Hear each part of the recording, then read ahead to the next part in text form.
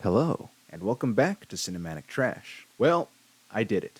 I found it. I found the weirdest, the strangest, the most ridiculous, most baffling kung fu movie I have ever seen. And that movie is Kung Fu Arts.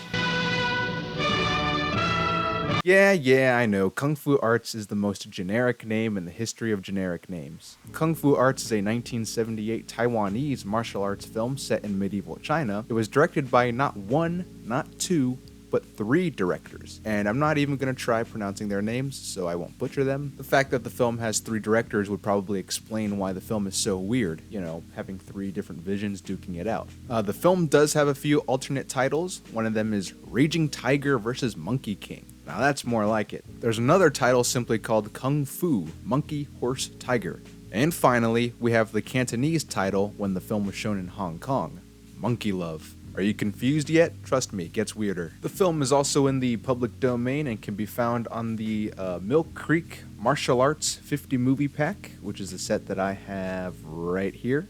In fact, it is the first movie on the first disc of this set, so if you were to watch every movie in order, Kung Fu Arts will be the first thing that you watch, which I think is pretty amazing. But enough about the movie. Why do I think this film is so ridiculous? And for that, we need to talk about the plot. At first glance, the film may seem like your regular run-of-the-mill, low-budget, subpar kung fu movie, and in some ways it is.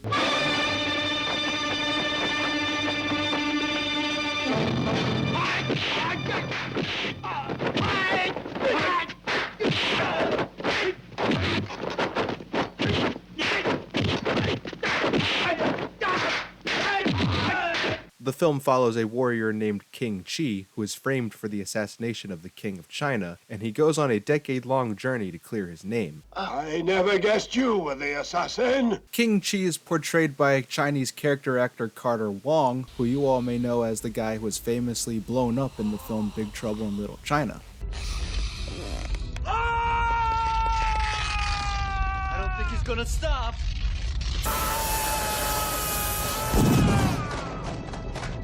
The film's villain is the king's second-in-command, General Pai. Later in the film, we learn that he is the real assassin, and he becomes king after outlawing King Chi and successfully murdering the king himself. Sounds pretty normal, right? Sure, but that only scratches the surface. What about the B-plot? Yes, that's right, the film has a B-plot, to give the story a little more complexity, if you will. Early on in the film, the princess is accidentally poisoned and is on her deathbed. The king offers her hand in marriage to anyone who has the ability to cure her of the poison. So, who will be the one to save the princess?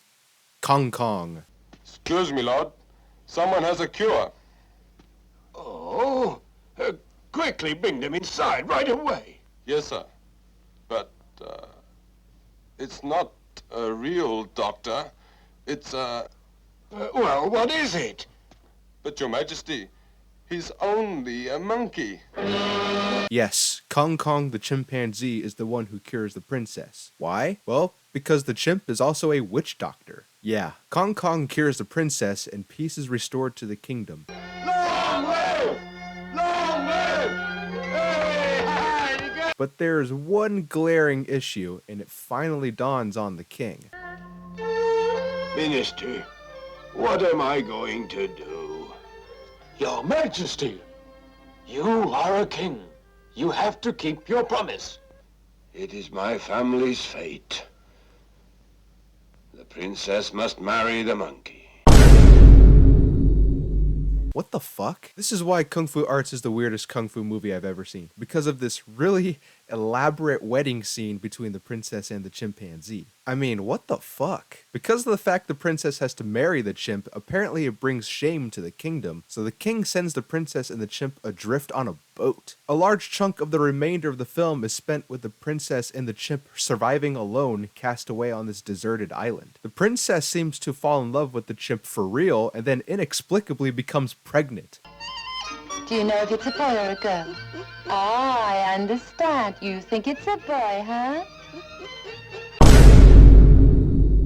What the fuck? The film then suddenly jumps 10 years later, where the princess had already given birth to a human son, but the son obviously having acquired similar traits from Kong Kong the chimp. The boy even refers to Kong Kong as his uncle. Mom, if there are only 3 on this island, Why is Uncle Monkey so different from us? He can't even talk to us. Doesn't he want to talk? My son, remember, you are a prince.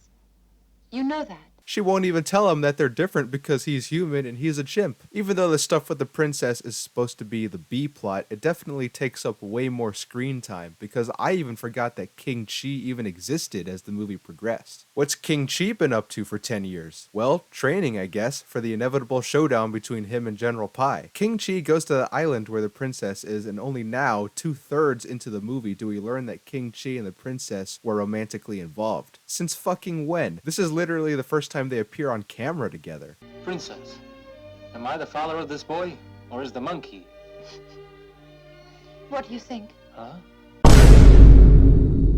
Kong Kong the chimp is also randomly killed by a snake. It just happens out of nowhere. I was rooting for Kong Kong to be the hero of the story. How is that fair? Even if his death was unjust, they at least give him a funeral. King Chi goes back to mainland China to get revenge on General Pai. The princess gets kidnapped and brought back to the palace as well. I guess the journey to this deserted island wasn't so bad, since the royal guard just showed up the same fucking day. With both King Chi and the princess captured, it is up to King Chi and the princess's son to lead an army of monkeys and storm the palace.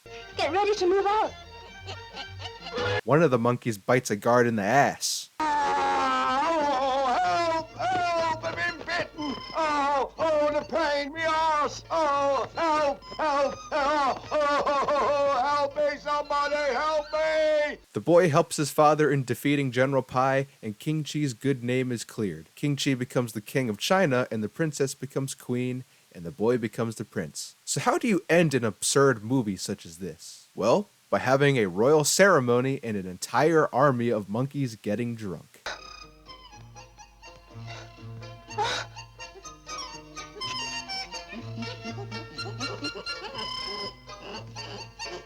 Oh, no, don't drink that. It isn't fruit juice at all. It's wine.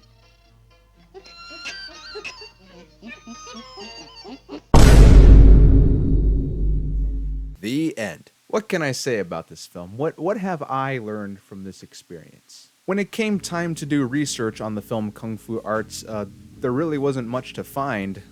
There's very little information on the film's history available on the internet. The generic title adds to the overall weirdness of the film because the title doesn't prepare you for the ridiculousness that's in store. The title doesn't even fit the film at all. The title just sounds like a random generic kung fu movie. The only version of the film available is this horribly pan and scanned VHS rip that is in desperate need of a new Blu-ray transfer. There are moments in the film that are so dark you can't even see what the fuck is going on. Other than Carter Wong, there aren't any noteworthy actors. The movie's English dub is laughable, so all the good acting the film has is lost in the translation.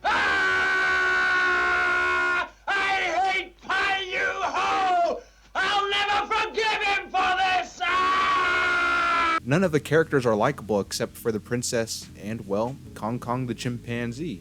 The princess is the only character who actually goes on a personal journey, being forced into a marriage she didn't want, being ousted from her community, going through pregnancy, childbirth, and raising a boy as a single mother, while surviving on an island with the only companionship being from Kong Kong. And speaking of Kong Kong, the chimp is the real hero here. The chimp saved the princess when she was dying, helped her raise her boy, and ultimately was her son's biggest inspiration. Kong Kong's portrayal is credited to Saida, the French monkey star, by the way. The villain is a by-the-numbers villain. If anything, the real villain is the writer. And finally, there is King Chi. King Chi is a horrible protagonist. He's a fucking idiot. He's the one that accidentally poisoned the princess. When he was outlawed, he came back into the village with a fake mustache and beard, and called attention to himself instead of laying low. He also waited 10 years to do what he needed to do. Realistically, he did not need to wait that long. Even though there was so much wrong with the film, I still found myself very much so enjoying the film. For starters, the costume designs are very colorful and very well done.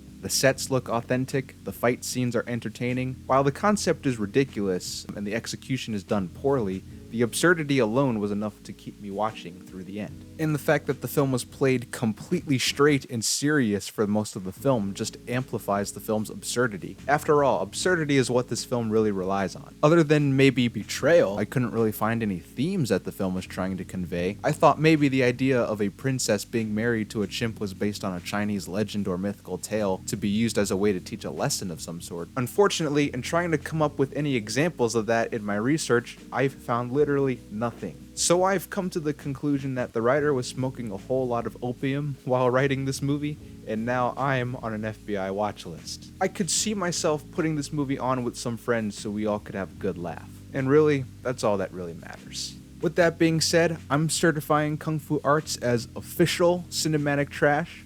It's trash, but it's good trash. Anyway, folks, I think that's enough for today. Thank you so much for taking the time to watch this video, and if you liked this video, make sure to leave a like and to subscribe. I'm curious, has anyone seen Kung Fu Arts? And has anyone seen a movie more ridiculous than Kung Fu Arts? Because if so, then please let me know. Until next time, take care now.